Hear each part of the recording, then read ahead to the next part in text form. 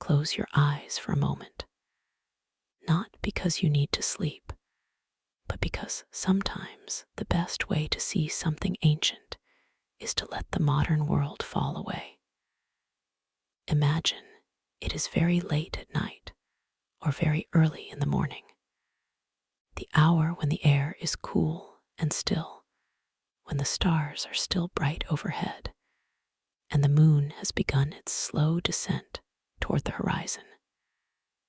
You are standing at the edge of a vast desert, and before you rises a temple, not the ruins you might have seen in photographs, with broken columns and fallen stones, but a living temple, freshly painted, carved with rows of hieroglyphs that still hold their bright reds, blues, greens, and golds.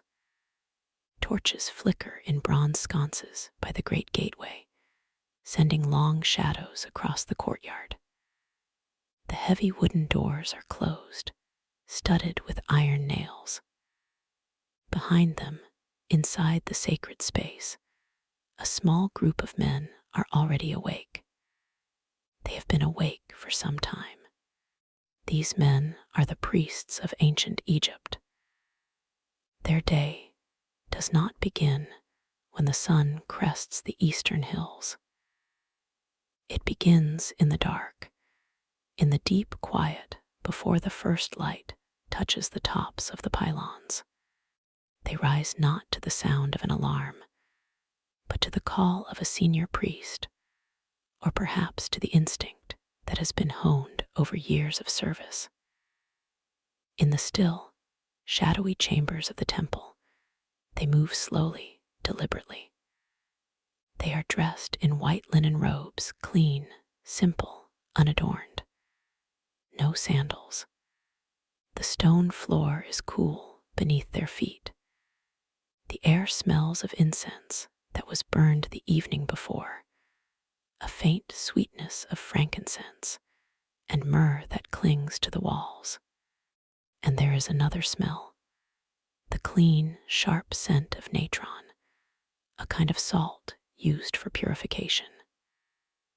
The priests have already washed themselves in the sacred lake, a pool of water that mirrors the night sky, stepping in silently, rinsing away the dust and dreams of the night.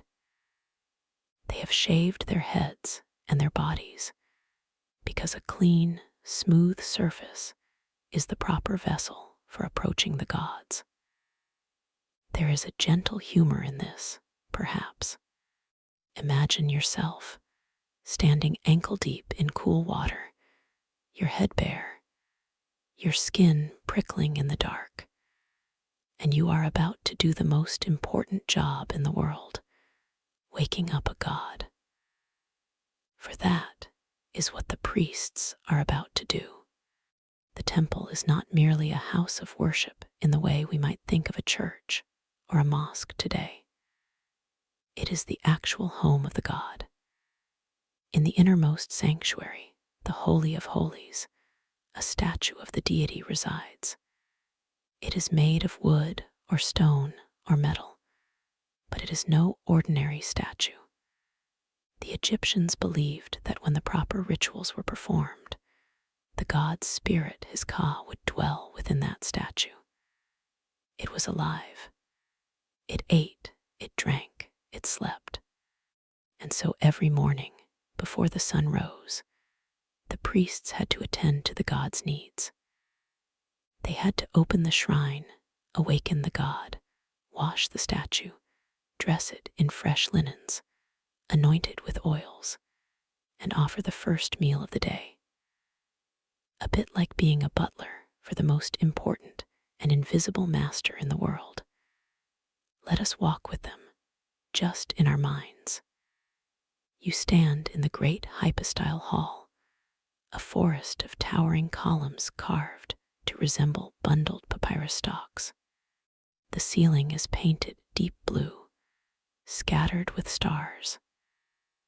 In the torchlight, the reliefs on the columns seem to move figures of kings making offerings, gods with animal heads, hieroglyphs that tell the stories of creation. The air is cool and heavy. You hear the soft padding of bare feet on stone. A priest carries a small oil lamp, its flame barely a whisper, casting warm light on the faces of the others. They file past in a single line, walking toward the inner sanctuary. No one speaks. The only sound is the rustle of linen and the faintest echo of their footsteps. They have been doing this same walk every day for generations, in the same way, at the same hour. The ritual is so old that no one remembers who first performed it. It is simply the way things are. The inner sanctuary is a small, windowless room. The walls are covered in gold leaf, reflecting the lamplight in soft, warm glows. At the center stands a wooden shrine, like a small cupboard, with doors closed. In front of it, a low altar of alabaster. The senior priest, the one who holds the title of Chief of the Mysteries, approaches alone. The others wait outside, just beyond the threshold. He breaks the clay seal on the shrine's door, a seal placed there the previous evening, to show that no one has disturbed the god during the night. The crack of the dried clay is loud in the silence. Then he opens the doors. Inside, the statue of the god sits on a pedestal. Depending on the temple, the god might be Amun or Ta or Horus or the goddess Hathor.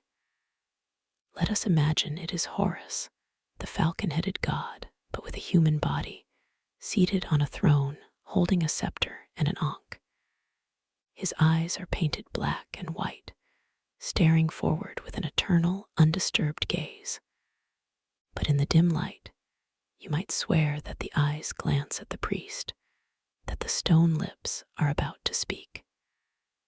The priest does not flinch. He bows low, touching the floor with his forehead. Then he begins to chant.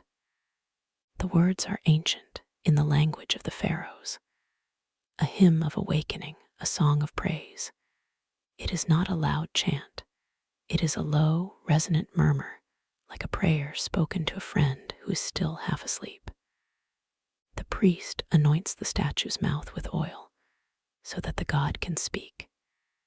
He touches the eyes with a small stick dipped in fine black coal, so that the god can see. He wipes the whole statue with a cloth, a symbolic washing, because the god has slept and needs to greet the day fresh. These actions are performed with the utmost precision. Each gesture has been laid out in the temple scrolls, copied and handed down for centuries.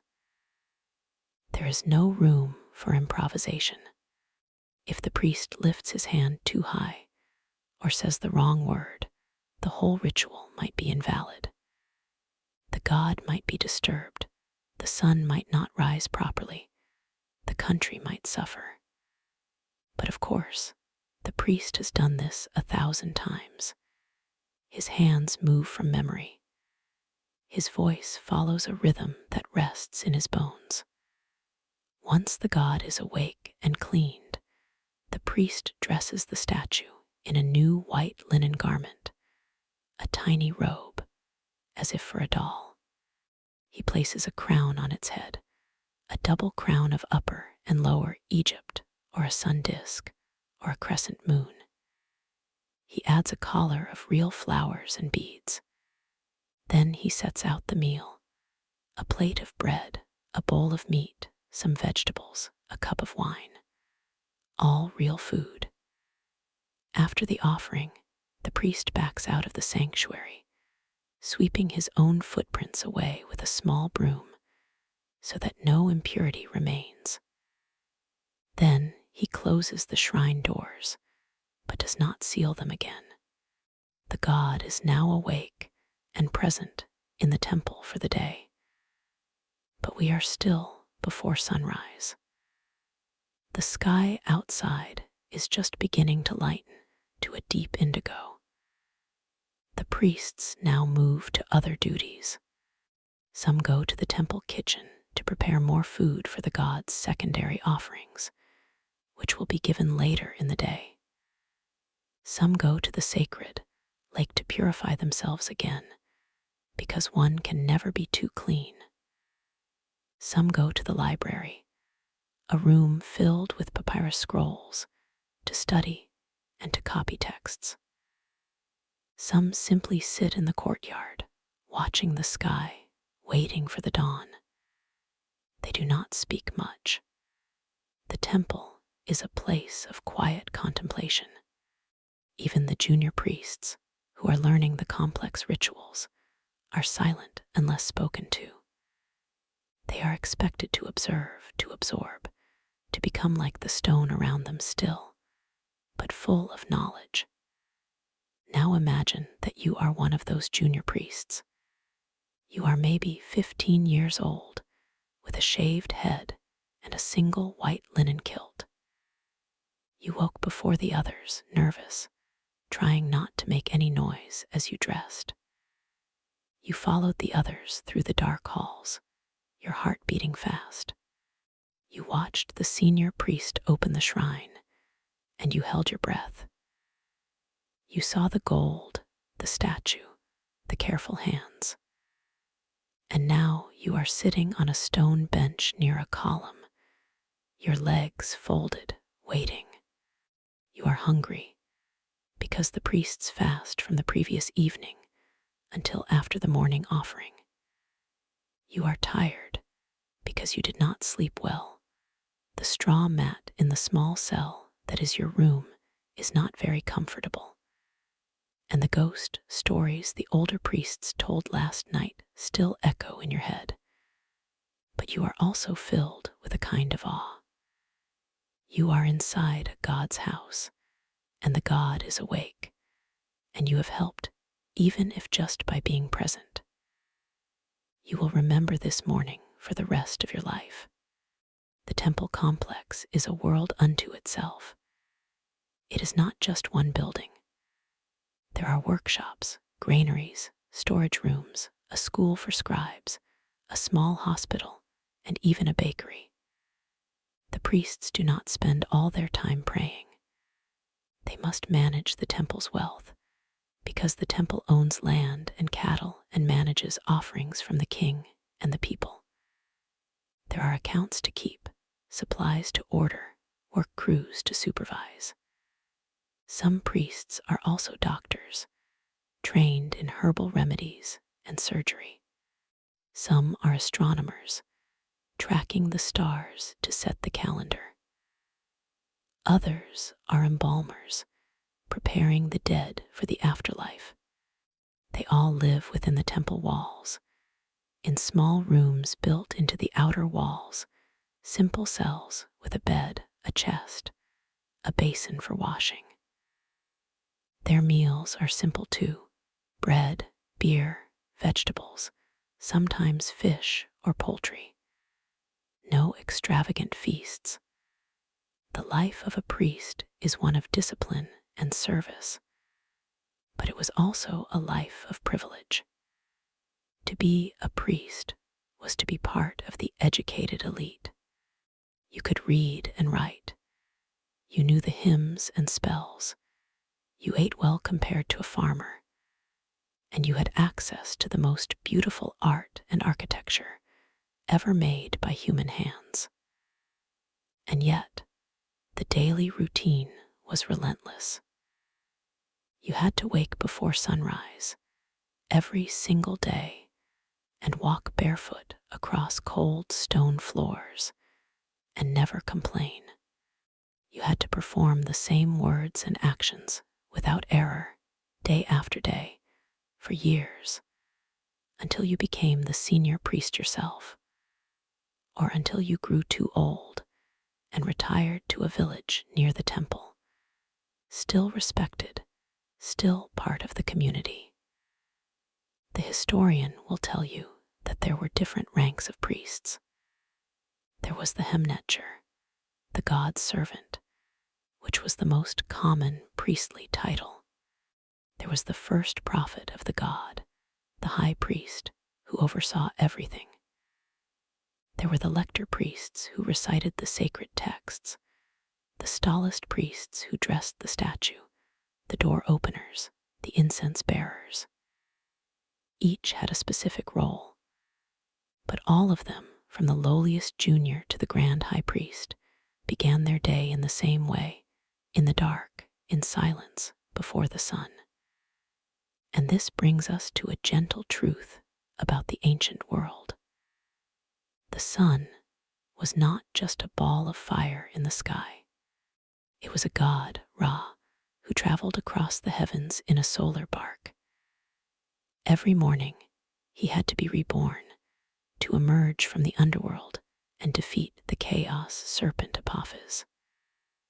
The sunrise was a victory, a miracle that required human help. The priests, in awakening the temple god, were also helping Ra awaken. They were part of a cosmic cycle. They did not see themselves as separate from nature or from the gods. They were woven into the fabric of the universe. And so that moment before dawn, when the priests stood in the temple courtyard and watched the sky turn pink, was not just a pretty sight. It was a moment of participation in the divine order. Now, the sounds of the temple begin to grow. A distant rooster crows. The birds that roost in the pylons start to chirp. The torchlight weakens as the sky brightens. Somewhere, a door creaks open. A priest goes to the sacred lake to bring a jar of water for the morning libations. Another priest begins to sweep the courtyard, a long, slow brush of the broom on stone. The smell of freshly baked bread drifts from the bakery.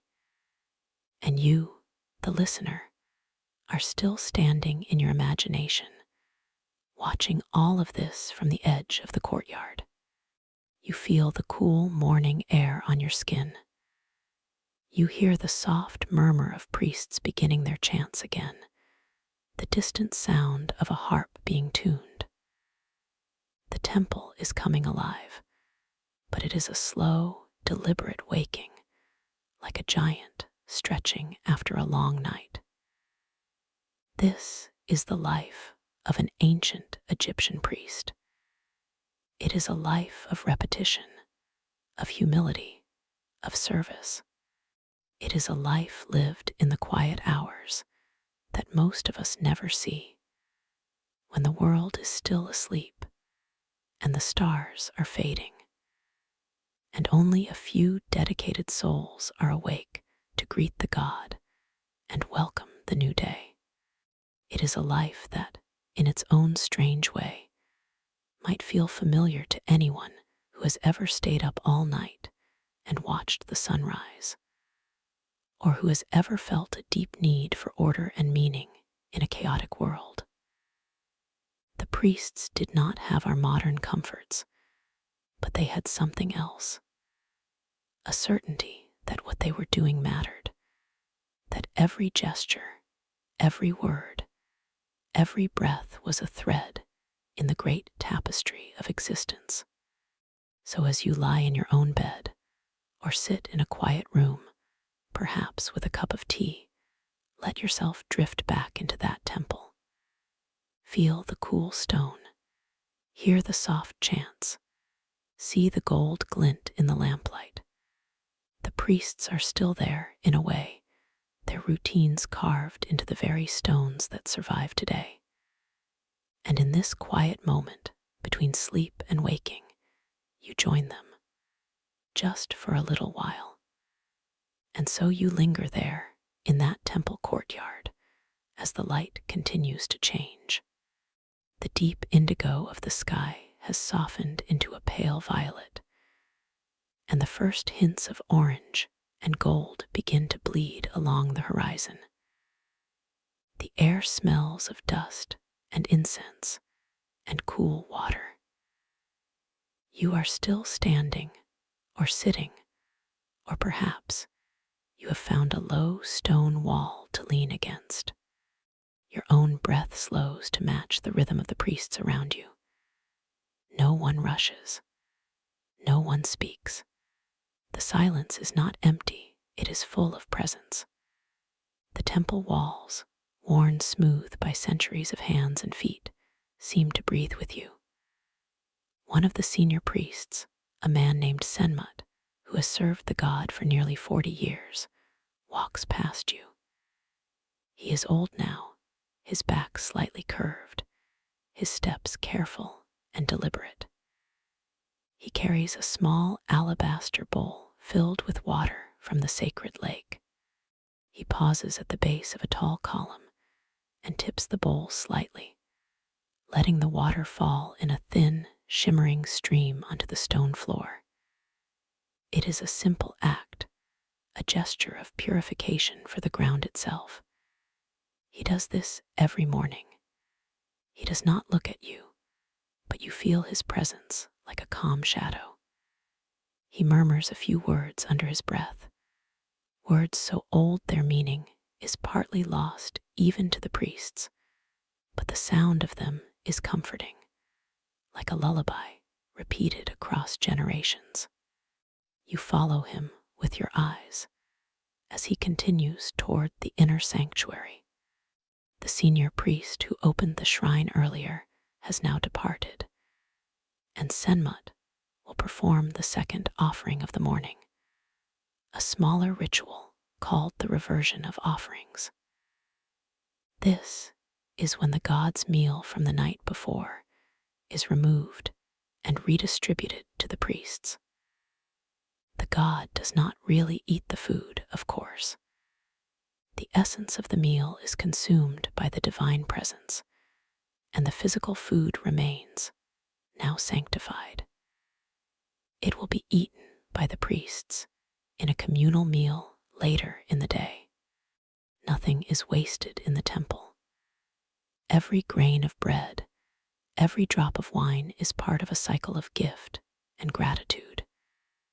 You watch as Senmut enters the sanctuary, his bare feet silent on the stone.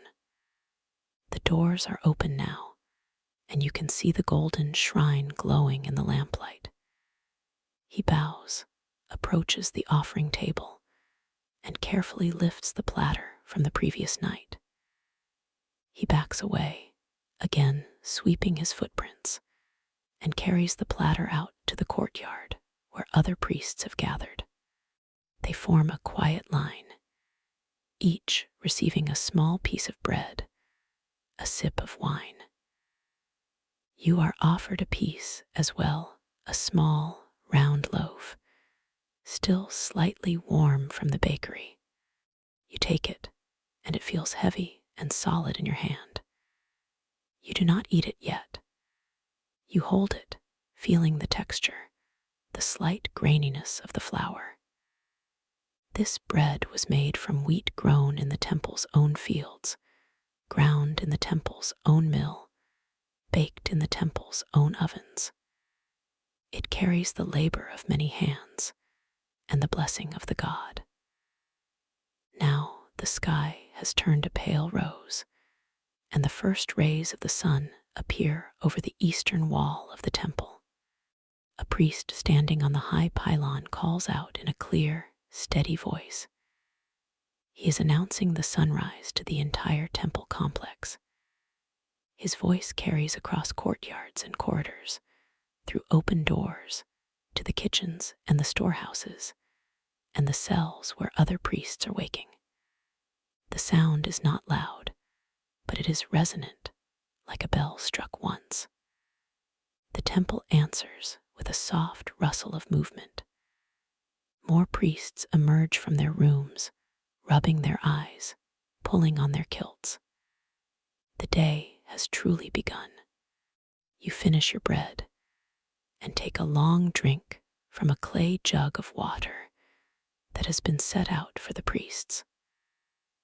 The water is cool and clean, drawn from the well that taps into the Nile's underground stream. It tastes slightly of earth, but it is refreshing. You sit down again on the stone bench, and a young priest your age sits beside you. His name is Ka, and he has been in the temple school for 3 years. He is thin and serious, with large dark eyes that seem to take in everything. He does not look at you, but he speaks in a low voice, almost a whisper. "Did you sleep well?" he asks. You shake your head. "The stories kept me awake." Ka nods. "The old priests love to tell those tales. Say the ghosts of the builders still walk the halls at night. But I have never seen one. I think it is just to frighten us." You both smile, a little nervously. The temple is very old, older than any living memory. It was built 1,000 years ago, and some of the stones have carvings so worn that they look like ripples in water. The ghosts may or may not be real, but the weight of time is certainly real.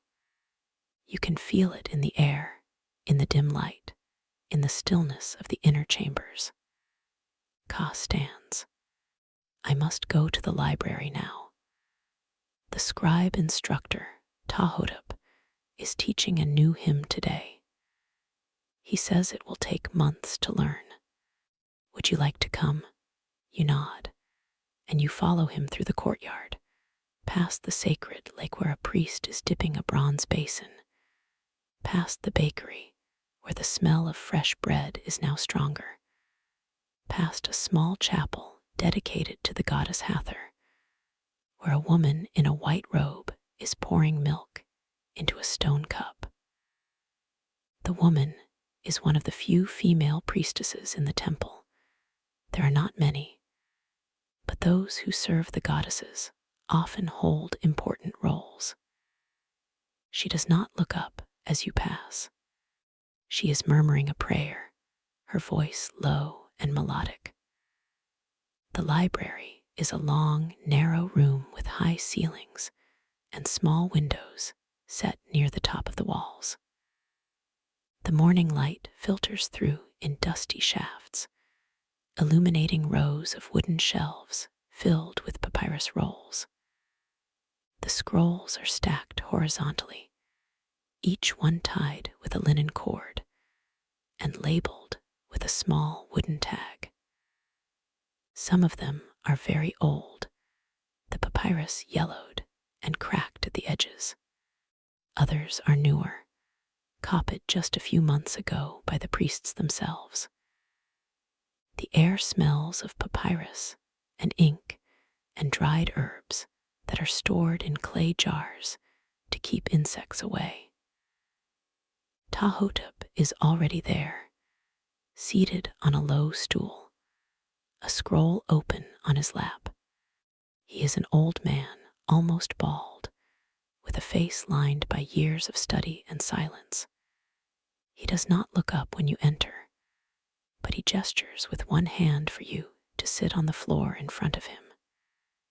You and Ka find places on the reed mats, and a few other young priests trickle in, settling down quietly. Tahotep begins to read aloud, his voice slow and measured, like water dripping from a stalactite. The hymn is to the god Amun-Ra, the king of the gods. It describes how he created the world, how he spoke the universe into being, how his secret name is hidden even from the other gods. The language is old, full of metaphors that seem strange at first. The great cackler who laid the egg of the sun, the hidden one whose form is unknowable, the one who rises on the eastern horizon and sets in the western mountains of the underworld. Tahotep pauses after each line and explains the meaning, sometimes repeating a phrase several times, until you can almost feel its shape in your mouth. The lesson goes on for nearly 2 hours, but the time passes without notice. The words wrap around you like a warm blanket, and your mind drifts between understanding and dreaming. When the lesson ends, Tahotep rolls up the scroll and places it carefully on the shelf. He looks at you and Ka and the others, his eyes sharp but kind. You will learn these words by heart, he says. You will recite them every morning for a year, and then you will understand them, not just with your mind, but with your bones. You leave the library with Ka, stepping back into the courtyard.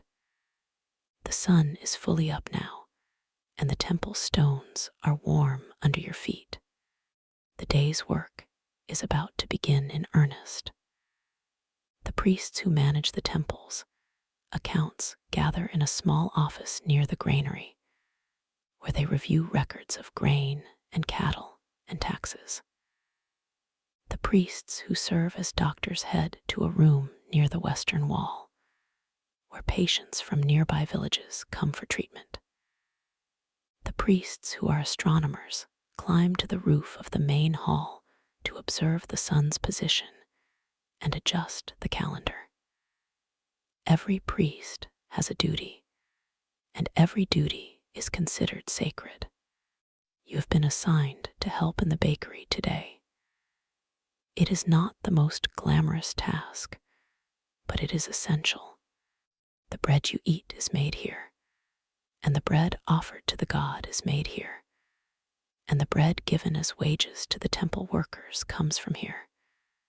You walk to the bakery, which is a large room with 3 stone ovens and a long wooden table. The baker priest, a broad-shouldered man named Ken, greets you with a flower-covered hand. He laughs when he sees your clean white kilt. You will not stay clean for long, he says, and he hands you a lump of dough. You spend the morning kneading and shaping loaves. The work is rhythmic, repetitive, almost hypnotic. You push the dough with the heels of your hands, fold it, push again. The heat from the ovens warms your face. The smell of baking bread fills your nose. Ken tells you stories about the gods as you work, how Sekhmet, the lion-headed goddess of destruction, once nearly wiped out humanity, and how Ra tricked her by coloring beer red so she thought it was blood and drank herself to sleep. It is a strange story, but Ken tells it with a wink, and you find yourself smiling. By midday, the bread is ready. You carry a basket of warm loaves to the refectory, where the priests gather for their main meal. The food is simple: bread, beer, a stew of beans and leeks, and a few dates. You sit on the floor with the other priests, eating in silence. There's no talking during meals in the temple. It is a time for focus and gratitude. You chew slowly, tasting each flavor, feeling the food settle in your stomach. The sun pours through a high window, casting a golden rectangle on the stone floor. A fly buzzes lazily near the bread basket. The moment is ordinary and perfect. After the meal, you have a few hours of free time. Some priests go to the lake to swim. Some return to their cells to nap. You walk to the edge of the temple complex, where a small garden grows between the outer wall and a canal that connects to the Nile. There are date palms and fig trees and beds of lettuce and onions. A priest named Ipi is tending to the vegetables, watering them with a clay pot. He is old and bent, but his hands are gentle on the leaves. He nods to you and continues his work. You sit in the shade of a palm tree, your back against the rough bark. The air is warm, and the sound of water trickling in the canal is soothing. You close your eyes. You think about the morning, about the dark halls, and the golden shrine, and the bread you made. You think about the hymn Tahodab taught, the words still echoing in your mind. You think about the sunrise, and how it felt like a secret you were allowed to witness. You are tired, but it is a good tired, a full tired. You let yourself drift. When you open your eyes, the shadows have shifted. The afternoon sun is lower, casting long lines across the garden. Ipy has finished watering and is now sitting on a stone, weaving a basket from palm fronds. He hums a tune, wordless and old. You stand and stretch and walk back into the temple. The afternoon will bring more duties. Perhaps you will help clean the offering vessels, or carry water to the priest who is preparing the evening incense, or simply sit in the courtyard and learn another hymn from a senior priest. The routine is steady, like the rhythm of a heart, and as the sun begins to sink toward the western horizon, the temple will prepare for the night. The priests will gather for the evening offering, the closing of the shrine, the sealing of the doors. The god will return to the darkness of the naos, to sleep and dream, and the priests will retreat to their cells, to sleep and dream as well. The cycle will begin again tomorrow, before dawn, in the same silence, in the same faith. But for now, the afternoon stretches ahead, unhurried and full of small, sacred tasks. And you are part of it. You are a thread in that tapestry. And perhaps in this quiet hour, you can feel the weight of those thousands of years, the countless mornings and evenings, the millions of prayers and offerings, all layered into the stones around you. The priests are gone, their bodies turned to dust, but the pattern remains. And you, by imagining it, by sitting with it, by letting it fill your mind as you drift toward sleep, become a part of that pattern too. So rest. Let the temple fade into a gentle blur. The sun is warm, the bread is eaten, the hymn is learned. You are safe. You are held.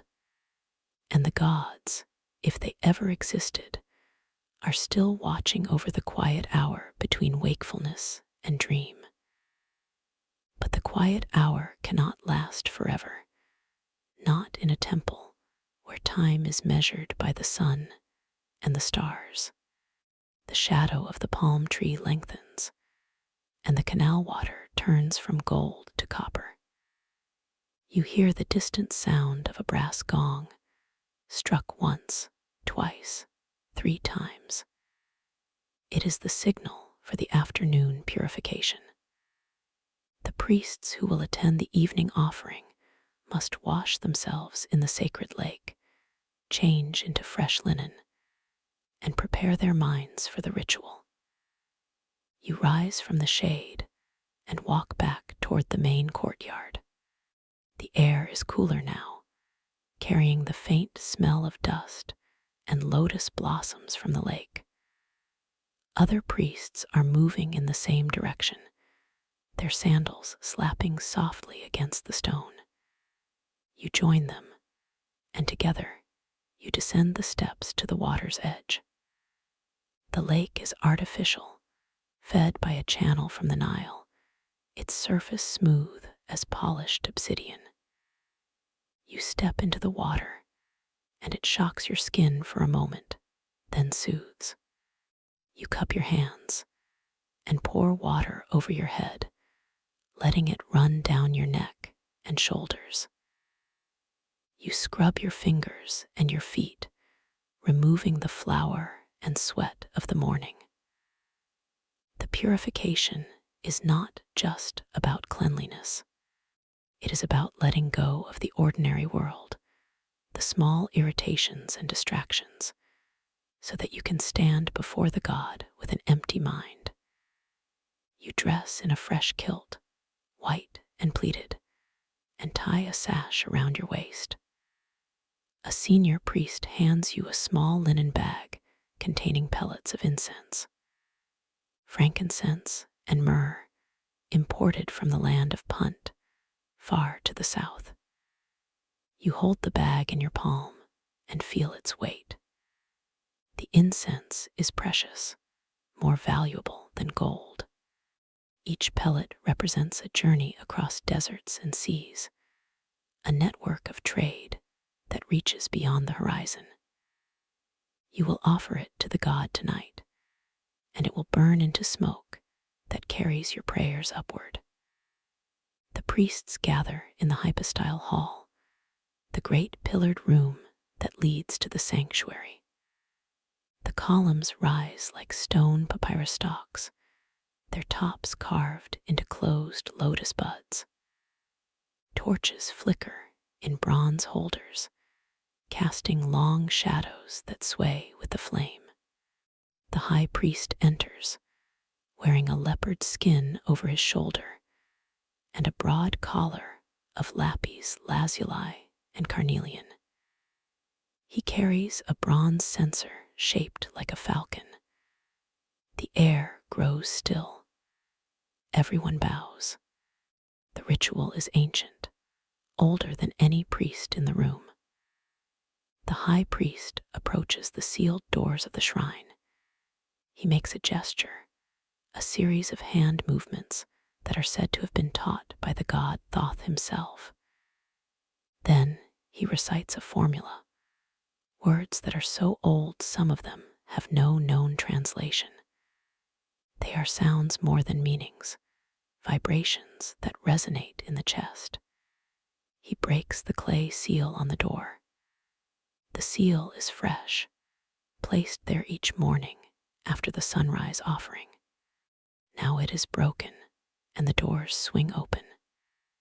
Inside, the statue of Amun-Ra stands on a pedestal, illuminated by the light of a single lamp that has been burning since dawn. The statue is small, only about 2 feet tall, made of wood covered with gold leaf. Its eyes are inlaid with obsidian and white quartz, and they seem to look through you. The high priest bows low, then begins the evening ritual. He offers a loaf of bread from the morning baking, a cup of water from the sacred lake, and then the incense. You light the pellet in your own small censer and swing it gently. The smoke curls upward, blue and fragrant, mingling with the smoke from the other priests. The scent fills the hall, thick and sweet, almost intoxicating. You breathe it in, and your mind becomes soft, pliable, like wax near a flame. The high priest closes the doors and seals them again with fresh clay, pressing the seal of the temple into the soft surface.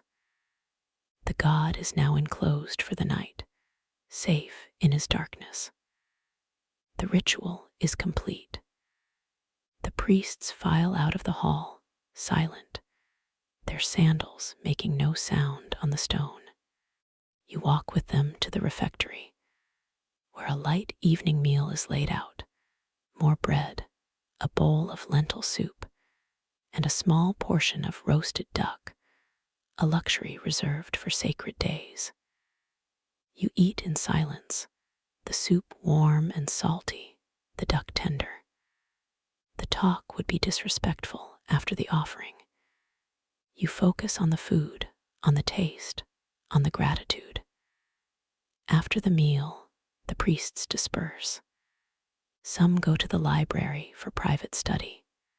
Some gather in a small room near the northern wall to recite the Book of the Dead, preparing for their own eventual journey through the underworld. You, however, are drawn back to the courtyard. The stars are out now, thousands upon thousands of them, scattered across the black sky like grains of sand on a beach. The air is cool, and you wrap your arms around yourself. The temple is quiet. You can hear the distant bark of a dog in the village, the soft splash of a fish in the lake. A cat pads across the stones, a temple cat, sleek and black, its eyes gleaming green in the torchlight. It rubs against your leg, purring, then disappears into a shadow. You find a bench near the wall and sit down. The day's events settle into your memory like sediment in a jar of water. The darkness before dawn, the purification, the hymn, the bread, the incense, the God in his golden shrine. You feel a strange tenderness for this place, for these routines that have been repeated for more than 1,000 years. The same words, the same gestures, the same faith. You are part of something larger than yourself. It is not a thought, it is a feeling, deep in your bones, like the memory of a dream that lingers after waking. A priest named Nebamun sits down beside you. He is one of the astronomers, a thin man with sharp eyes and a quiet voice. He says nothing for a long time. Then he points to a star low on the eastern horizon. That is Sopdet, he says, the star of Isis. When it rises just before the sun, it signals the flood of the Nile. In 20 days, it will appear again, and then the waters will rise. His voice is soft, almost reverent. You look at the star, a tiny point of light, steady and unblinking. It has been rising and falling for thousands of years, longer than the temple itself. The floods have come and gone. The priests have lived and died. The dynasties have risen and fallen. But Sopdet remains, a constant in the turning sky. You stay with Nebamun for a while, watching the stars. He points out others, the constellation of the hippopotamus goddess, the 7 stars of the bull's thigh, the wandering lights of the planets, which the priests call the stars that know no rest. He speaks in a low murmur, his words blending with the night sounds. You do not remember everything he says, but you do not need to. The moment is enough. Eventually, Nebamun stands and stretches. I must go to the roof, he says. Tonight I will watch for a shadow on the moon. It is said to foretell the death of a pharaoh. He smiles, a thin, knowing smile. But it probably just means a sandstorm. He walks away, his footsteps fading into the darkness. You remain on the bench. The air grows colder and you shiver. The torch in the courtyard burns low, sputtering. A priest comes out to refill it with oil from a clay jar. He is young, perhaps 14, with the same drowsy look you felt this morning. He works slowly, carefully, pouring the oil in a steady stream, then lighting a taper and touching it to the wick. The flame jumps up, bright and yellow, casting a warm circle of light. He nods to you and retreats into the shadows. Time passes. The moon rises, a sliver of silver, illuminating the white walls of the temple. The stars wheel overhead. You think about your cell, about the reed mat and the linen blanket, about the deep sleep that awaits you. But you do not want to go inside yet.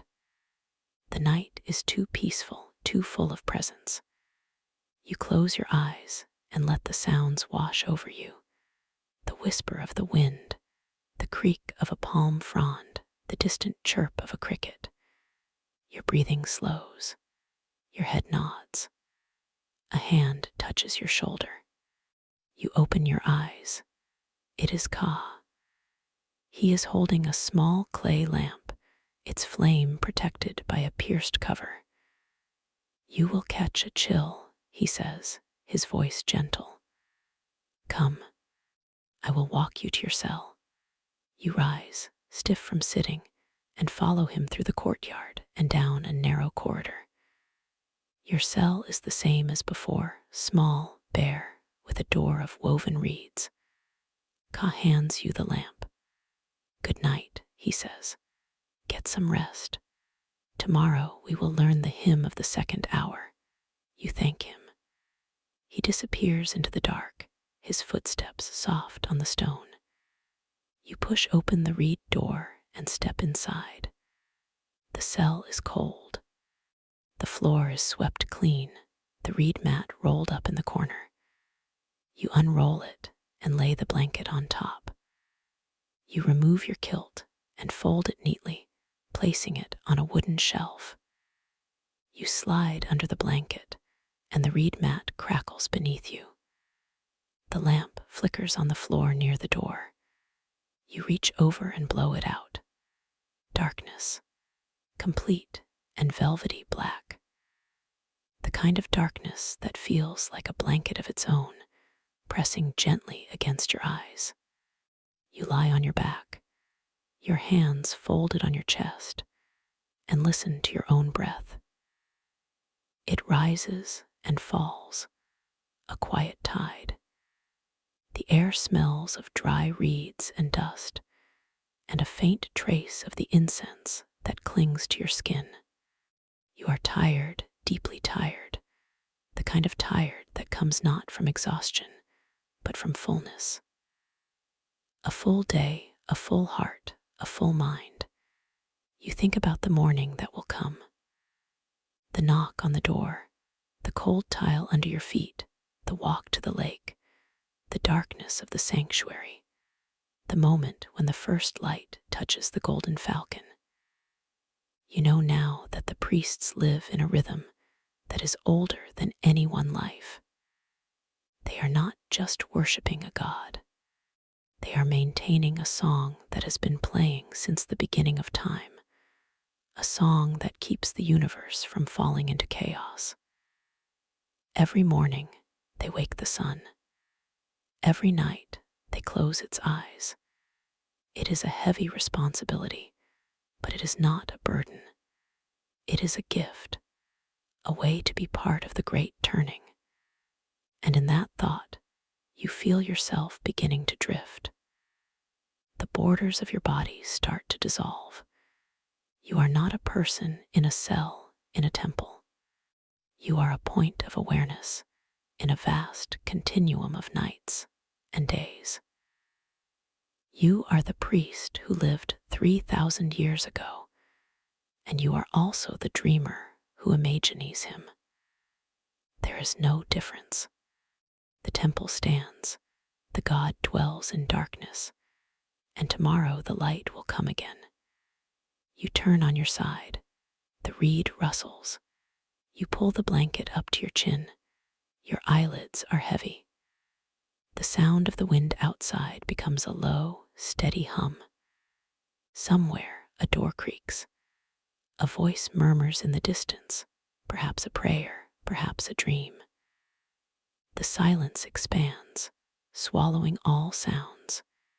You sink into it, deeper and deeper, like a stone falling through dark water. And in that sinking, you find yourself again in the sanctuary. The doors are sealed. The lamp is burning. The statue of Amun-Ra stands motionless, its obsidian eyes fixed on the darkness. But this time, there is no fear. You are not a young priest waiting for the sunrise. You are the god itself, hidden and still, aware of the small lives that move around you, the small prayers that rise like smoke. And you are grateful for them, for the hands that knead the bread, for the voices that chant the hymns, for the hearts that beat in time with the ancient rhythm. The god's stillness is your stillness. The god's patience is your patience. And as the night deepens, you feel yourself becoming that stillness, that patience. The boundaries of the temple dissolve. The walls become air. The stars become your thoughts. The whole universe is a single breath, held and released. Then the breath releases, and you are asleep. But the story does not end. In that sleep, you dream. You dream of a river wide and slow, its waters glowing with the reflected light of a moon that is full and silver. You are floating on a small papyrus boat, drifting without effort. The banks are lined with reeds and lotus flowers, and the air is thick with the smell of mud and blossoms. You hear the sound of a harp, soft and far away, playing a melody that has no beginning and no end. You do not know where you are going, but you are not afraid. The river carries you, and you trust it. A voice speaks from the reeds. It is Tahotep's voice, but older, more distant, as if coming from across a great plain. Remember the hymn, he says, the great cackler who laid the egg of the sun. Remember that you are that egg, that you are the sun waiting to hatch. Remember that the darkness is not empty. It is full of potential, full of the seed of light. You want to answer, but your throat is full of water. You open your mouth, and the dream changes. Now you are in the bakery again, but the ovens are cold. The loaves are stacked in rows, pale and uncooked. Ken is there, but his face is lined with age, his hair white. He hands you a lump of dough, and when you take it, it is warm, alive. You press your fingers into it, and it yields, soft and pliable. It breathes, and then it begins to pulse like a heart. You wake with a start. The cell is dark. You are not sure if hours have passed or only minutes. Your heart is beating fast, then slows. The dream fades, but the feeling remains, a warmth in your chest, a memory of something vast and kind. You lie still, letting the dream dissolve into the darkness. You are not sure if you have slept or only dreamed of sleeping, but you feel rested, as if you have been held in a gentle hand. You hear the sound of sandals in the corridor, a soft knock on a door nearby, then another. The night is ending. The cycle is beginning again. You rise, your body moving without effort. You find your kilt on the shelf and put it on. You open the reed door and step into the corridor. The air is cool and still. The torches have burned low, their flames small and blue. The priests are moving slowly, reverently toward the lake. You follow them. Your feet know the way.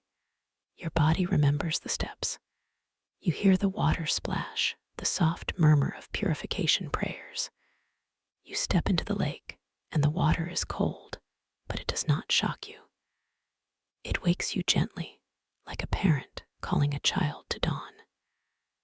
And then you are walking through the dark halls, the same halls you walked before sunrise. The lamp in the sanctuary is still burning.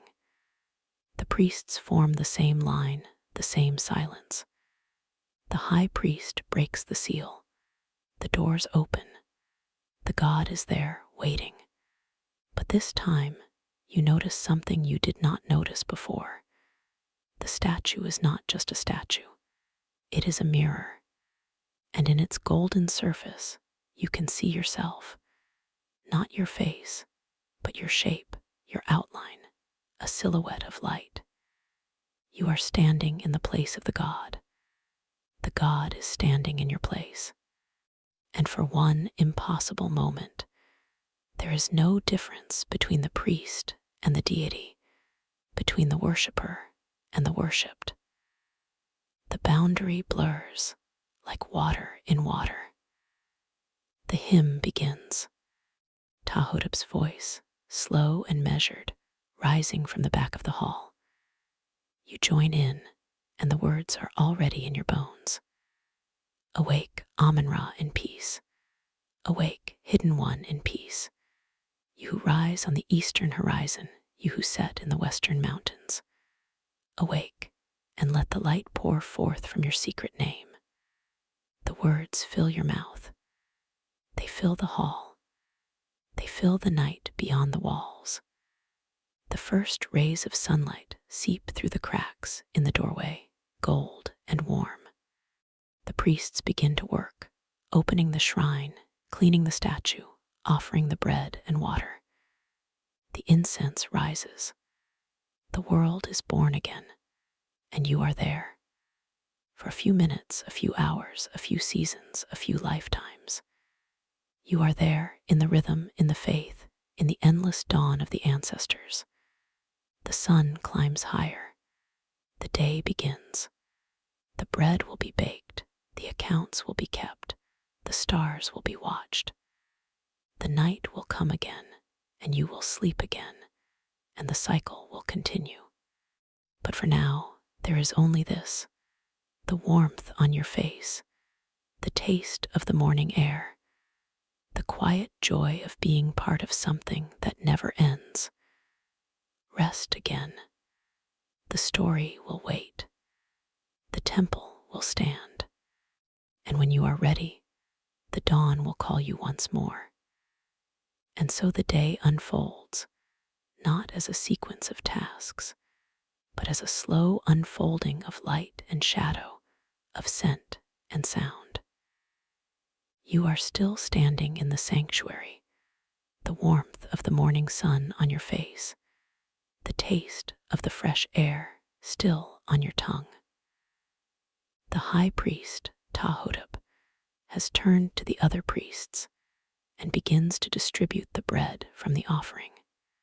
Not the sacred bread, the one that will be consumed by the god, that is left in the inner shrine until sundown, but a separate batch, baked in the same ovens, blessed by the same prayers, meant for the priests themselves.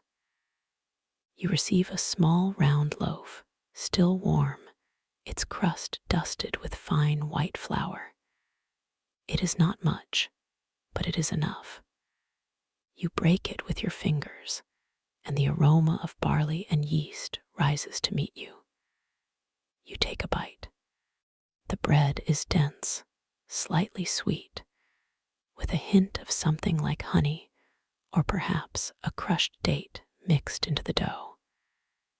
It is simple food, the food of the gods given to the men who serve them.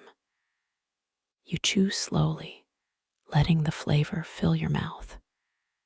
You are not hungry, not really, but the bread is a gift, a reminder that you are alive, that you have been chosen to participate in this ancient and unbroken prayer. The priests begin to leave the sanctuary one by one. They do not rush. They walk with the same deliberate pace they used when they entered, as if the rhythm of the morning still clings to their limbs. You follow them through the dim corridors, past storerooms filled with oil jars and bundles of dried herbs, past small chapels where lesser gods sit in darkness, their eyes open but unseeing. The air grows warmer as you near the outer courtyard. The sun is fully above the horizon now, pouring golden light into the space between the columns. You step into that light, and for a moment, you feel it on your shoulders like a shawl. The courtyard is not empty. A group of junior priests is sweeping the stone floor, their brooms made of bound reeds, making a soft whisking sound against the flagstones. Another priest sits near a small fountain, sharpening a blade on a block of sandstone. The sound is rhythmic, almost musical scrape, pause, scrape. He does not look up as you pass. He is lost in his work, in the repetition, in the quiet satisfaction of making something sharp. You find a spot near the western wall, in the shadow of a palm tree that leans over the courtyard wall. You sit down on a low stone bench, your back against the cool stone, and close your eyes. The sun is warm on your face, but the shade from the tree keeps your body cool. You listen to the sounds around you. The whisk of the brooms, the scrape of the blade, the murmur of voices in a nearby room, the distant lowing of cattle from beyond the temple walls. It is a peaceful noise, a noise without urgency. It is the sound of a world that is not in a hurry. You open your eyes and let your gaze drift. The courtyard is rectangular, surrounded by a colonnade of square pillars painted in red, blue, and yellow.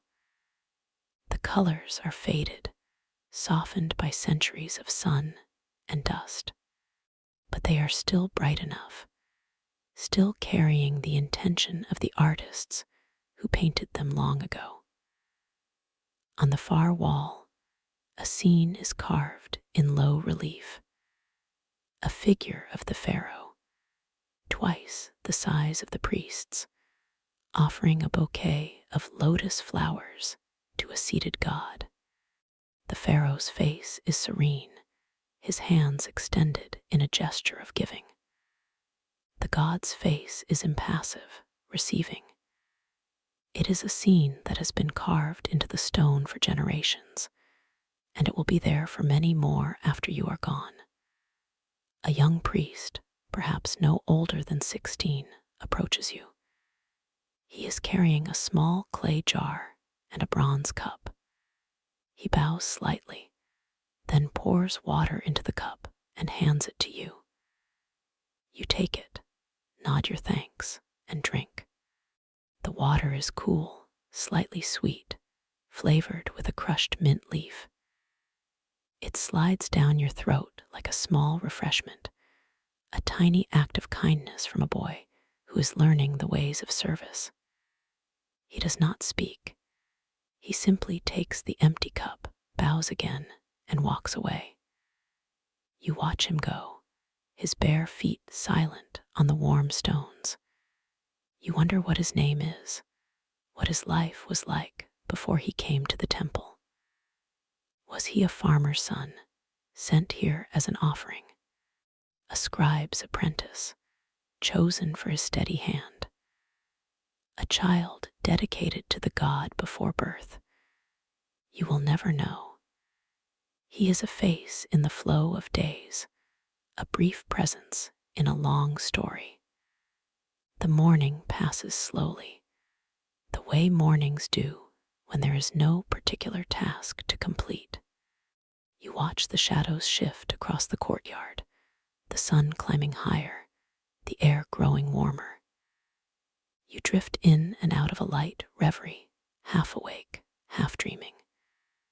Your mind wanders back to the dream you had in the night, the river, the papyrus boat, the voice of Tahotep from the reeds. The words echo in your memory. You are the egg. You are the sun waiting to hatch.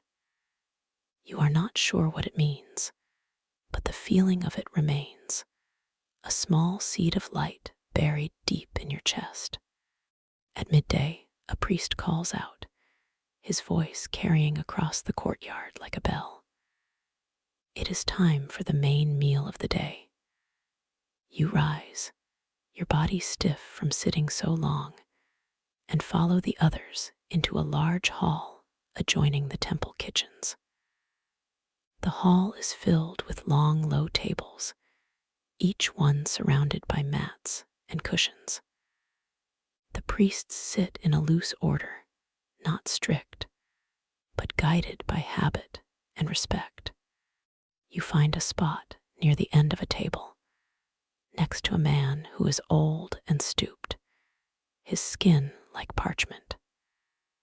He smiles at you, revealing a mouth missing several teeth, and gestures for you to sit.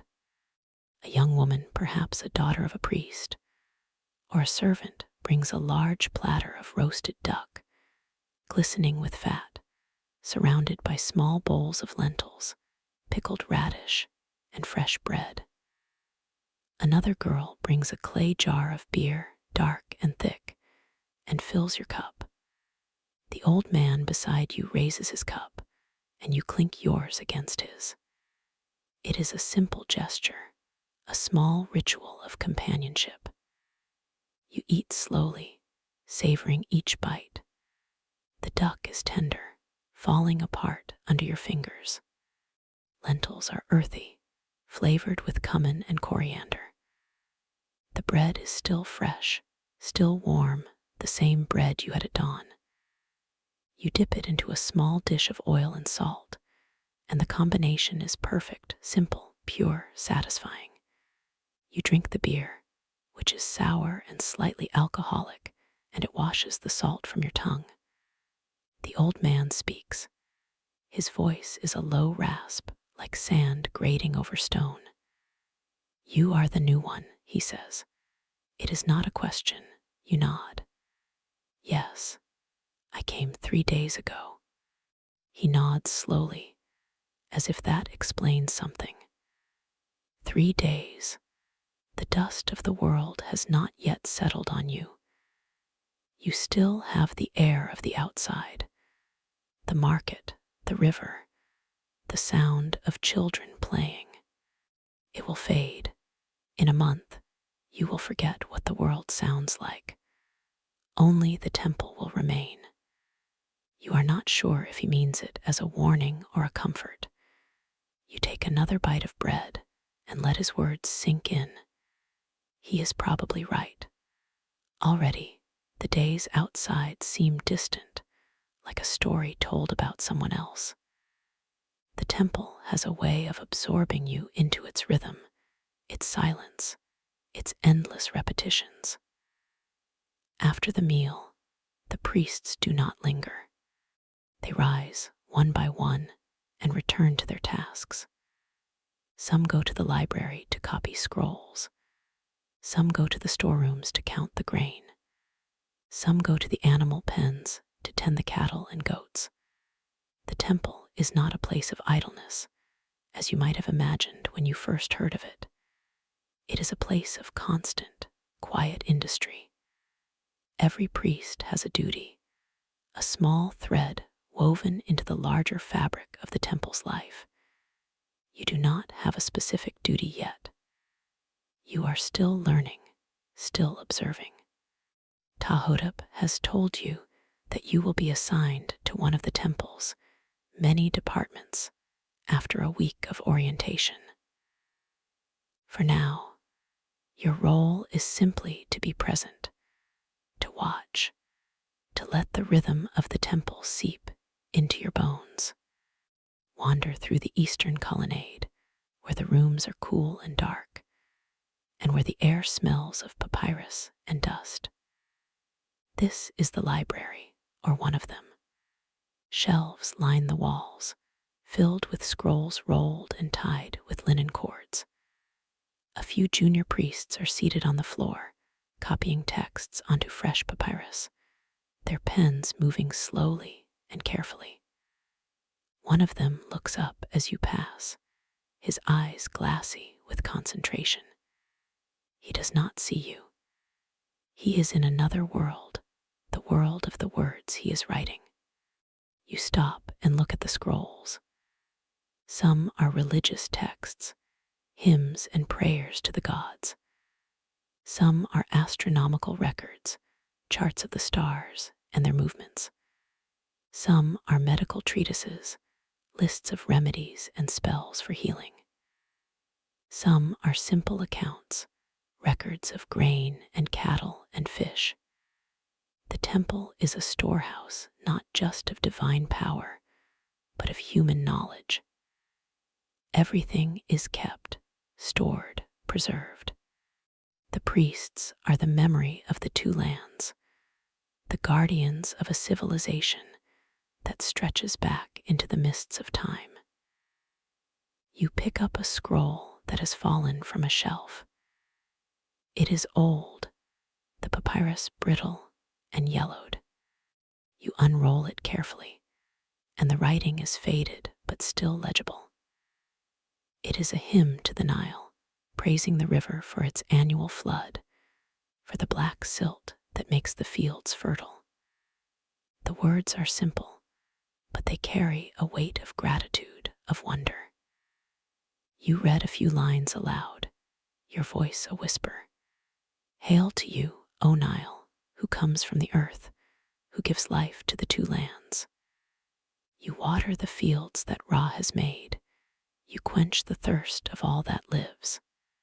The sound of your own voice feels strange in the silent room. You roll the scroll back up, replace it carefully on the shelf, and move on. In the afternoon, the heat grows intense. The sun is a white fire in the sky, and even the shadows offer little relief. The priests retreat to their cells, or to the roof where a breeze sometimes stirs. You find your way to the roof of the temple, a wide, flat space surrounded by a low parapet. The view is vast. The temple complex below, with its white walls and blue doors, the village beyond, with its clusters of mud brick houses and narrow streets. The river, a ribbon of blue winding through the green fields, the desert beyond that, golden and empty. Sky is almost white, the horizon blurred with heat haze. You lie down on the warm stone, using your rolled kilt as a pillow. The sun is directly overhead, but your eyes are closed, and you feel the warmth on your skin like a blanket. The sound of the temple rises faintly, a chant from somewhere below, the clash of a copper bell, the murmur of voices. But it is distant, soft, like the sound of a river heard from a hillside. You sleep again. It is a light sleep, a doze, hovering at the edge of consciousness. You dream of water, of drifting, of the papyrus boat carrying you through reeds as tall as houses. The sun is warm, the smell of mud is sweet, and the sound of the harp returns, playing that endless melody. You are not going anywhere. You are simply floating, being carried by a current that is older than the river itself. You wake slowly, as if rising from a deep pool.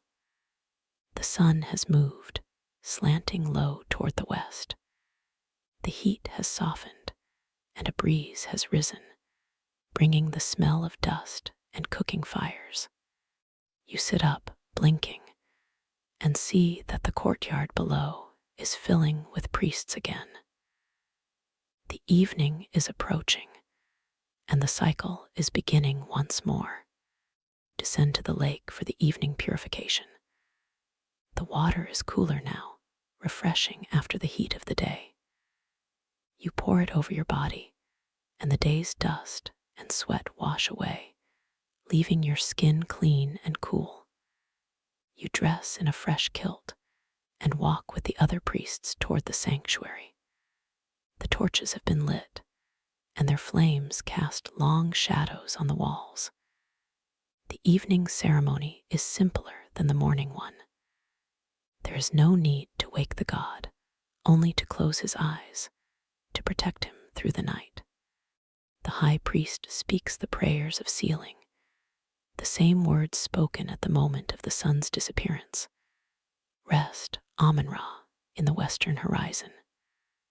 Rest, hidden one, in the depth of night. You who have crossed the sky, enter the darkness, and rise again in the morning. The shrine is closed, the golden doors locked, the seal applied. The priests bow and withdraw, walking backward, not turning their backs on the god. And then the sanctuary is empty and the night begins. You return to your cell.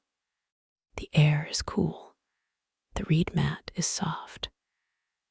You lie down, and the fatigue of the day, gentle, unhurried, full of small moments, settles on you like a blanket. You hear the night sounds, a distant jackal, the rustle of wind in the palm leaves, the soft footsteps of a guard patrolling the corridors. They are the sounds of safety, of a world that is guarded and known. You close your eyes, and under your eyelids, you see the river again, the papyrus boat, the motionless reeds. The harp plays on. The voice of Tahotep, or perhaps the voice of the god, whispers, "Remember that you are the egg. Remember that you are the sun waiting to hatch." You sink into the darkness, soft and deep, a rest without edges, without time. The story continues, but you do not need to watch it. You are part of it, floating in the rhythm, in the faith, in the endless dawn of the ancestors. The temple stands, the stars turn, and when the knock comes, you will rise again. But not yet, not yet, but not yet, not yet. The night deepens around you, and the darkness becomes a thing you can feel, a weight that presses gently on your eyelids. The reed mat beneath you is soft, but your thoughts drift like the smoke from a dying lamp. You are not fully asleep, and you are not fully awake. You are somewhere between, in that quiet space where memories and dreams mingle like water and wine. You think of the river again, not the great Nile that feeds the fields, but a smaller channel, a branch that wound through the reeds near your childhood home. You remember sitting on the bank with your grandmother, her fingers weaving a basket from palm fronds, her voice humming a song that had no words. She would look at you sometimes, her eyes crinkling at the corners, and say, "The river remembers everything, child. Every drop that has ever passed, every fish that has swum, every boat that has sailed. The river keeps the stories, and one day it will tell them to you." You had not understood her then. You had only listened to the rhythm of her voice, the steady whisper of the water, the rustle of the reeds. But now, lying in the cool darkness of your cell, you think you understand a little. The temple is like the river. It remembers everything. Every prayer that has been spoken, every hymn sung, every footstep that has crossed its stones. The priests are not the temple's keepers. They are its vessels, its voices. They carry the stories forward, one sunrise at a time. A sound breaks the silence. It is soft, barely audible, but it pulls you from the edge of sleep. Footsteps, quiet, deliberate footsteps, moving along the corridor outside your cell. They are not the heavy tread of the night guard. They are lighter, softer, like someone walking in sandals made of woven papyrus. The footsteps pause. You hold your breath, and then you hear a gentle knock at your door. "Are you awake?" The voice is low, almost a whisper. It is a voice you recognize. It belongs to one of the junior priests, the one who had been copying texts in the library earlier. His name is Irie. Or maybe it is Ka. You have not yet learned all their names. "Yes," you say, sitting up. "Is something wrong?" "No, nothing wrong." The door opens a crack, and his face appears in the sliver of light from the corridor. "I could not sleep tonight. I thought perhaps you could not either. Would you like to walk with me to the roof? The stars are out tonight. They are very clear." You hesitate for a moment, But the thought of lying alone in the dark, listening to your own thoughts, is not appealing. You nod and rise, pulling on your kilt. You follow him through the silent corridors. Temple at night is a different place. The shadows are deeper, the walls seem taller, and the air is cooler, almost cold. The torches that lined the halls during the day are now reduced to dim embers, glowing like sleeping eyes. The smell of smoke and incense lingers, but it is faint, like a memory of a scent. You climb the narrow stairs to the roof. The sky opens above you, a vast black dome scattered with stars. They are not like the stars you saw in the village, where the glow of fires and lamps dimmed their light. Here, far from the city, the stars are sharp and brilliant, like grains of salt scattered on dark cloth. You can see the Milky Way, a river of pale light that cuts across the sky from north to south. You have heard the priests call it the celestial Nile, the path that the sun god Ra takes in his night boat to travel through the underworld. Irie leads you to the edge of the roof, where the parapet is low, and you sit down on the warm stone. The heat of the day still lingers in the stone, and it seeps into your skin like a gentle embrace. You look out over the temple compound. The white walls glow faintly in the starlight, and the shadows of the pylons stretch long and silent. Beyond the walls, the village is dark, with only a few scattered points of light where someone has left a lamp burning. The river is invisible, but you can sense its presence, a moving darkness that shifts and glimmers. I come here every night, Irie says, his voice quiet, as if he is speaking to himself more than to you. Not because I cannot sleep, but because I want to feel the smallness of things. Look at the stars.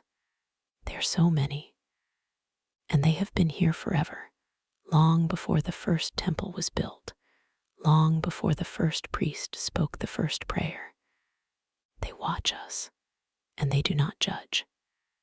They are just there, a reminder that the world is larger than our rituals, our fears, our hopes. You nod, understanding something of what he means. Do you ever feel that the temple is a cage?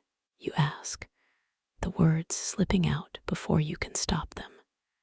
That all the prayers and ceremonies are just walls we build around ourselves to keep the darkness out.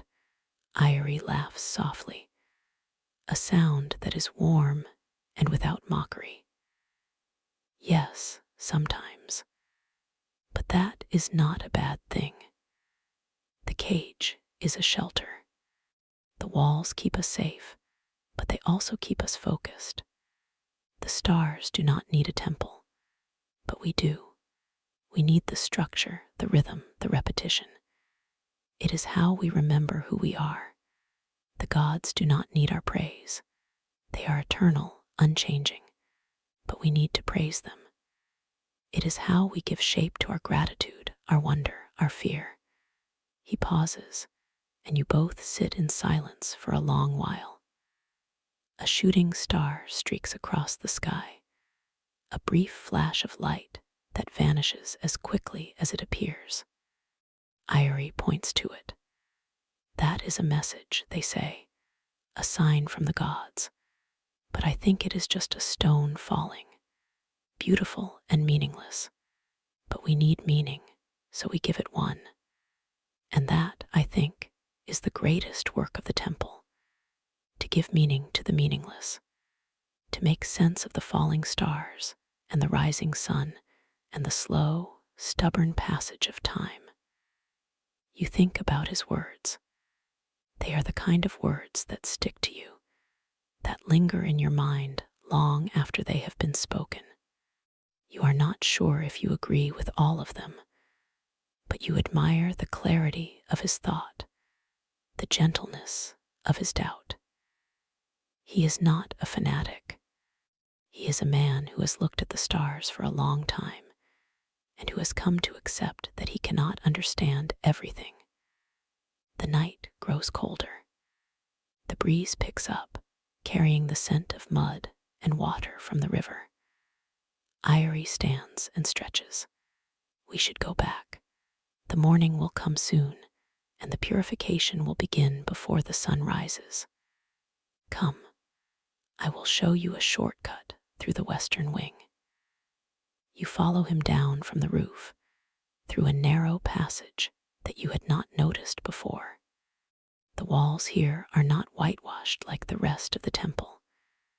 They are bare stone, rough and unfinished, and the air is damp and cool. Irie explains that this is one of the oldest parts of the temple, built before the current structure was erected. The foundations are 1,000 years old, he says, maybe more. They say that a different god was worshipped here once, before Amun came. A god of the earth, of the darkness beneath the ground. The old priests would descend into these passages to speak with him, to ask for the blessing of the harvest. But that god is forgotten now. Only the passages remain, empty and silent. You run your hand along the stone. It is rough, almost sharp in places, and you imagine the hands that cut it, the chisels that shaped it, the sweat and breath of the workers who dragged it into place. They are all gone now, their names forgotten, their bodies long turned to dust. But the stone remains, the temple remains, the story continues, even if the tellers have changed. You reach your cell, and Irie bids you good night with a small nod. Sleep well, he says. Tomorrow, you will be assigned a task. I think you will be given to the library. You have a quietness about you, a stillness of mind. That is good for the copying of scrolls. It requires patience and the ability to sit for hours without moving. I think you will like it. He leaves, and you lie down on your mat again. The brief wander through the old passages has made you sleepy, and your eyelids grow heavy. The last image you have before sleep takes you is of the shooting star, the brief flash of light, and Irie's voice saying, beautiful and meaningless. But it is not meaningless, you think, as you drift. It is part of the story, and you are part of it too. The knock comes again, but it feels softer this time, more like a memory than a sound. The moment is brief, and then the door opens gently, and the same voice from earlier softly ushers you awake. Your eyes open slowly, still heavy with the remnants of sleep. The lamp outside your door casts a golden glow, and there is the old priest, the one who had greeted you on the first morning. Tahotep. He does not speak, but simply gestures for you to follow. You rise, and the routine begins again. The purification at the lake is colder now, the water biting at your skin, but you welcome it, the shock of it washing away the last traces of dreams. You dress, and you walk with the other priests toward the sanctuary, and the cycle of the morning starts. But as you stand in the presence of the gold and the incense and the murmured prayers, you see that something has changed. On the wall behind the statue of the god, there is a small symbol you had not noticed before. It is a single line of hieroglyphs carved deep into the stone. The sun remembers its rising. You do not know what it means or why you had not seen it before, but it stays with you, a quiet presence, a small mystery that the temple has given you to hold. It is like the star, like the old passages, like the forgotten God of the earth, something that waits to be remembered. The high priest speaks the words of opening, and the golden doors swing wide. The first light of the sun streams through the high window, and the room is filled with a warm brightness that coats everything in gold. The ceremony concludes, and the priests disperse. You walk toward the library. Irie was right. You have been assigned to the scrolls. You find your place on a reed mat, and a senior priest hands you a fresh papyrus and a reed pen made from a sharpened marsh reed, and a small pot of ink made from soot and gum. The text you are to copy is a hymn to the god Thoth, the scribe of the gods, the keeper of records. The words are familiar, but as you write them, they seem new. You dip the pen, and the ink flows onto the papyrus. Your hand is steady. Your heart is calm.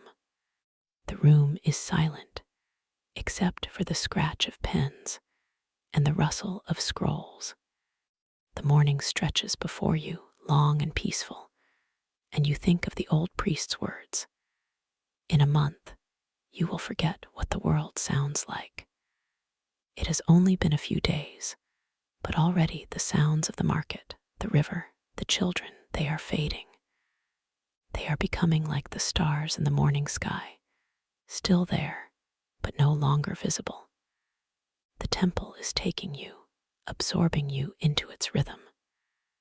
The hymn to Thoth speaks of his wisdom, his ability to see what is hidden, to know what is forgotten. You write, Thoth, Lord of writing, who brings words from silence, who turns the darkness of ignorance into the light of understanding. Your pen moves slowly, deliberately, and the words become part of you, flowing through your hand and into the papyrus. Outside, the sun rises higher, and the heat begins to build. But here in the library, the air is cool, and the world is a distant hum. You write, and as you write, you feel the temple speaking to you, not in words, but in the steady rhythm of work, in the scent of papyrus, in the friendship of Irie, in the quiet wisdom of Tahotep.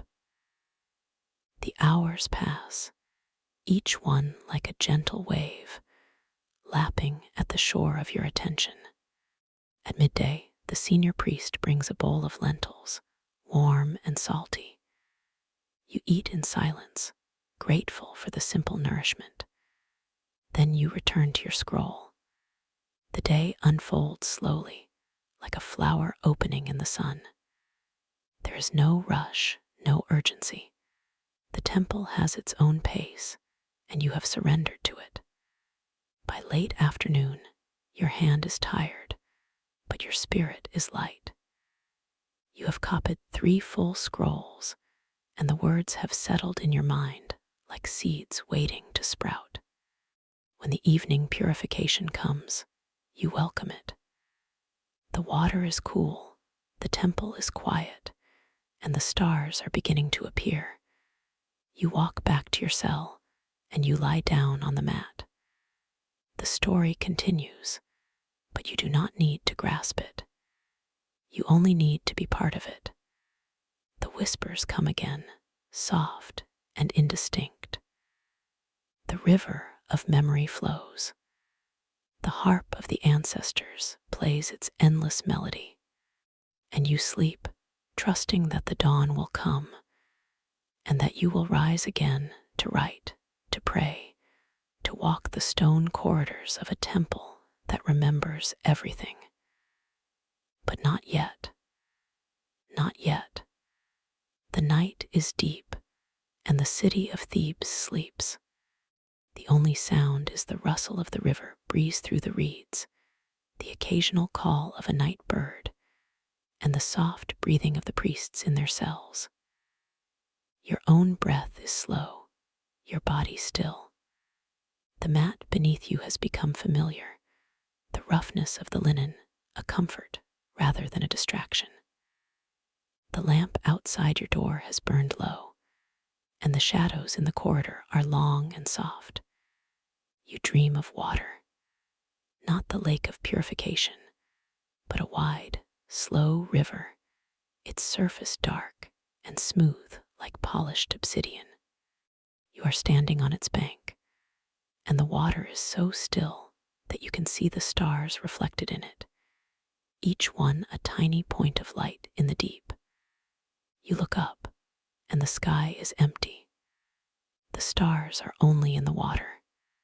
You reach down to touch them, and your fingers break the surface, and the stars scatter into ripples that spread and fade.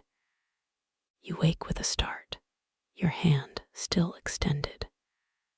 The cell is dark, but a thin sliver of moonlight falls through the high window, painting a silver line on the floor. You lie still, listening to your own heartbeat, feeling the blood move through you like the river in your dream. The temple is silent. Even the whispers are gone. It is as if the whole world has paused, holding its breath. You close your eyes, and sleep takes you again, gently, without resistance. The days begin to blur into one another, each one a variation on the same quiet melody. You wake, you purify, you pray, you write. You eat, you rest, you walk the corridors, you sleep. The sun rises and sets, and the moon waxes and wanes, and you barely notice. Time moves differently here. It is not a line, but a circle, always returning to the same point, always beginning again. Iori becomes your closest companion, though he does not speak much. You learn to sit in silence with him, sharing a bowl of figs, watching the shadows lengthen. He teaches you to read the stars, to know which ones rise before the sun, and which ones signal the coming of the flood. He shows you the constellations, the great bull, the scorpion, the hippopotamus, and he tells you the stories that the gods themselves whispered to the first priests. One evening, he takes you to the roof again. The sky is clear, and the Milky Way stretches across it like a river of milk, a river of light. He points to a faint star near the horizon. That one, he says, is the star of the Decans. It rises just before the sun for 40 days, then disappears. The Greeks call it something else, but we know it as the herald. It tells the farmers when to plant, when to harvest. It is a small star, but it is faithful. You look at it, and you feel a strange tenderness for that distant point of light. It has been doing its duty for thousands of years, long before any temple was built, long before the first priests uttered the first prayers. It will continue after the temple is dust, after the city is forgotten, after the last memory of Amun has faded from the earth. The stars are older than the gods, Iori says, as if reading your thoughts. Some say the gods came from the stars. Others say the stars are the gods themselves. I do not know, but I know that when I look at them, I feel small and I feel free. You nod, not trusting your voice. The night air is cool and the stars are patient. They do not need your words. The days pass. You learn to grind the black ink yourself, mixing soot from the oil lamps with gum arabic and water. You learn to cut the reeds with a sharp knife, shaping the nib so that the ink flows evenly. You learn to recognize the different hands of the scribes who came before you, their styles as distinct as their voices would have been. Some wrote with bold, heavy strokes, others with delicate, spider-thin lines. You begin to develop your own hand, a careful, steady script that you hope will be legible 1,000 years from now. One morning, Tahotep finds you in the library. He is old and bent, his skin like weathered papyrus, but his eyes are sharp, his voice clear. "You have been here a month," he says. It is not a question. You look up from your scroll. A month. It feels like a lifetime and also like a single breath. "Do you remember the sound of the market?" he asks. "You think. The cries of the merchants, the braying of donkeys, the laughter of children. You can summon them in your mind, but they feel distant, like echoes from another life." "Barely," you say. He nods, satisfied. "Good. The temple is in you now. Soon you will forget that you ever lived outside these walls. And that is as it should be." He reaches into his robe and pulls out a small clay tablet, no larger than your hand. It is covered in writing, but the script is old, older than the hieroglyphs you have been copying. The signs are angular, almost like lines of sticks. "This is from the time of the first dynasty," he says. "Before the pyramids, before the great temples, our ancestors wrote on clay like this, pressing the marks with a reed. They wrote about grain and beer and cattle. They wrote about the king's affairs, but they also wrote about the gods. This one is a prayer to a forgotten goddess, the Lady of the Marsh, the one who protected the reeds where the infant Horus was hidden." You take the tablet, holding it carefully. The clay is dry and fragile, and you can see the fingerprints of the scribe who pressed it, the whorls of his thumb still visible after thousands of years. You feel a connection to him, a man whose name no one remembers, who sat in a mud brick room and wrote a prayer that a stranger would hold in his hands at the end of time. "Keep it," Tahotep says. "Study it.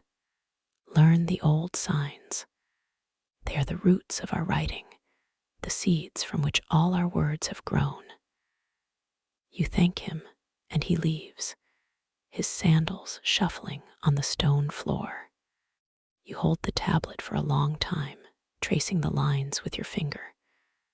The prayer is simple. "O Lady of the Marsh, watch over the child in the reeds.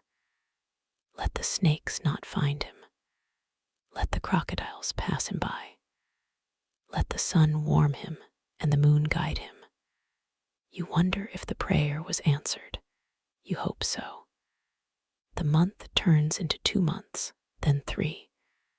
The flood season comes, and the Nile rises, turning the fields into a brown sea. The temple is on high ground, and you watch the water from the roof, the way it covers the land, the way it brings new life. The priests perform ceremonies to honor Hapi, the god of the flood, and you join in the chanting, your voice blending with the others in the dark sanctuary.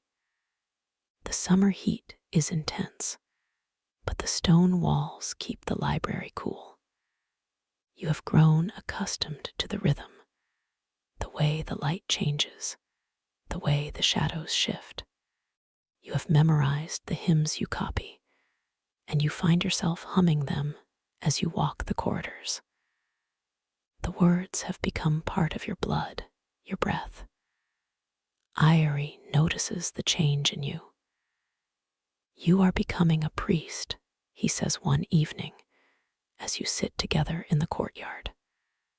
"Not just a scribe, a priest. Your body knows the rituals now. Your mind knows the prayers. Your heart is beginning to know the silence. You do not know what to say. You feel the same as you always have, but perhaps that is the point. Perhaps transformation is not a sudden event, but a slow accretion, like the layers of sediment on the Nile's banks, building up over centuries until they become solid ground. There is a ceremony tonight, Irie says. A small one. Only the initiated. I think you are ready. Your heart beats faster, but you keep your face calm. What kind of ceremony? He smiles, a rare expression on his lean face. The kind that involves a fire and a song and a journey into the underworld. Do not worry. It is not dangerous. It is only a dream. That night, after the usual purification, Irie leads you to a chamber you have never seen. It is underground, deep beneath the temple, in the old passages you walked through on your first night. The walls are bare stone, rough and unfinished, and the air is thick with the smell of earth and incense. In the center of the room, a small fire burns, fed with dried herbs that give off a sweet, heady smoke. There are 5 other priests, all of them old, their faces lined with wisdom. They sit in a circle around the fire, and they are silent. Irie gestures for you to sit, and you take your place. The smoke curls around you, and you feel your eyelids grow heavy. One of the priests begins to hum, a low, droning sound that vibrates in your chest. The others join in, their voices weaving together into a single note. The fire flickers, and the shadows dance on the walls. You close your eyes. The dream comes, but it is not like ordinary dreaming. You are not asleep, but you are not awake either. You are in a place that is both inside you and outside you, a vast plain under a starless sky. The ground is black and the air is still. You see a figure in the distance, a woman with the body of a snake and the head of a lioness. She is the guardian of the underworld, the one who devours the unworthy. She does not move toward you, but you feel her gaze. It is not hostile. It is patient, waiting. You understand that she is not a monster, but a gate, a threshold. To pass through her, you must let go of something you have been holding. What is it? You do not know. You search your heart, your mind, your memory. You think of the market, the children, the river, the stars.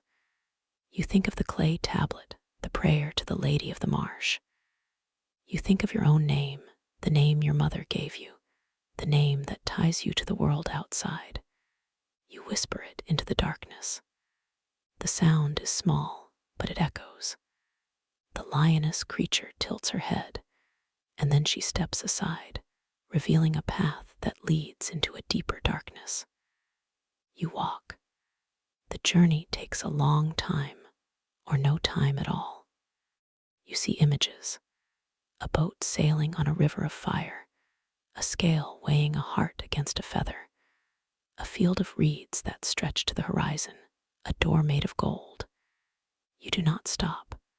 You keep walking, and the images dissolve behind you.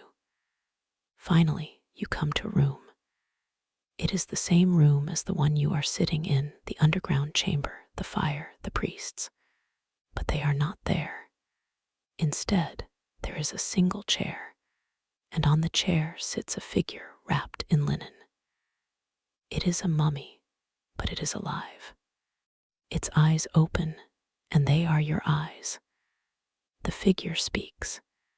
Its voice is dry, like rustling papyrus. You have come to the beginning. This is where you started, and this is where you will end. The circle is closed, you understand. The temple is not a building. It is a mirror. The gods are not outside you, they are within you. The prayers are not for them, they are for you. And the silence is not empty, it is full. You open your eyes. The fire has burned low and the priests are gone. Irie is sitting beside you, his hand on your shoulder. You were gone for a long time, he says, but you came back. You look at your hands. Are the same hands, but they feel different. The lines on your palms are like the grooves on the clay tablet, carrying the marks of 1,000 years. What did you see? Irie asks. Myself, you say. He nods. That is the only thing worth seeing. The night is ending. The first light of dawn is seeping through the cracks in the stone, a pale silver that grows brighter. You hear the distant sound of a bird, and then another, and then the chorus of the waking world. The temple is stirring, ready to begin another day. You stand, and you walk up the narrow stairs, back into the main corridor. The purification lake awaits, the cold water, the silent prayers. The sanctuary will open, the golden doors will swing wide, and the sun will pour in, and you will stand in its light, knowing that you are part of something that has no end. But not yet, not yet. For now, you pause at the top of the stairs, looking out over the temple compound. The sky is pale blue, and the few remaining stars are fading.